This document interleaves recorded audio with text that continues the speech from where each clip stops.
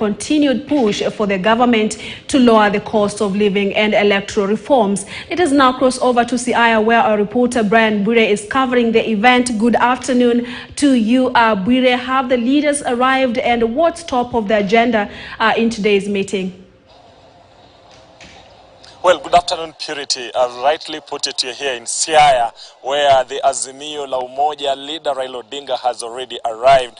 They are just held up in a closed-door meeting where they are meeting the political leadership from the region, just in a way to sensitize them on maybe the key topics they will want them to address at the gathering. Remember, the rally is just some few meters from where we are here. But with me here, I have the minority leader of the National Assembly, Mheshimiwa Opio Wandai, whom I just want to engage him. This is maybe the last rally in the region before the 20th Monday, where they promised to stage the famous Mandamano that has never, they are saying it is the mother of all demonstrations that have ever been witnessed in the country. Mheshimiwa, thank you for sparing your time to speak to KTN News. Today is maybe the last rally in the region before we go for the famous 20th Mandamano. What should residents here expect in the rally that is just about to be set some few minutes from now? You know, Siaya County is an Azimio zone, and the people in this county are solidly behind the leadership of the Right Honorable Raila Amolo Odinga. And they obviously identify with all the issues that are being canvassed by the movement for the defense of democracy, under whose auspices this agitation is being undertaken. And it is symbolic that on this day we are meeting in Siaya, having a public meeting in Siaya, which is basically a continuation of the barazas we have held across the country as we move towards the 20th of March, which in essence is the D-Day. Yeah, so the people here are quite expectant, and they identify with the issues that are being canvassed, and they also feel the pain that the rest of the country is feeling, really. And therefore, we can't see Siaya as an isolated case. It's basically part and parcel of the Kenyan landscape, which is facing a lot of problems under this regime. Yeah.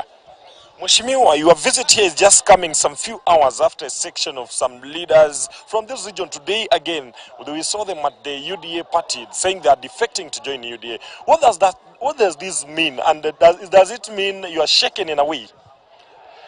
The so-called defection by a few elements to the UDA is not anything to talk about, really, because it's a non-issue, if you ask me. Those are fellas who represent nobody, completely nobody. Yes, they have basically taken themselves there as individuals to auction themselves. Yeah, and we aren't bothered. We aren't bothered at all. And this region remains solidly behind Raila Amolo Odinga. And we can only take direction from Raila Odinga, not anybody else.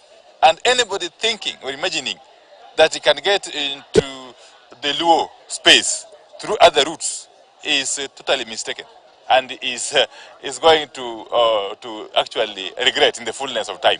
Yeah, this region is clear in their mind, yes, that this country needs to be salvaged, yes, from mismanagement, from misrule, from all those ills that it has been associated with from the time immemorial.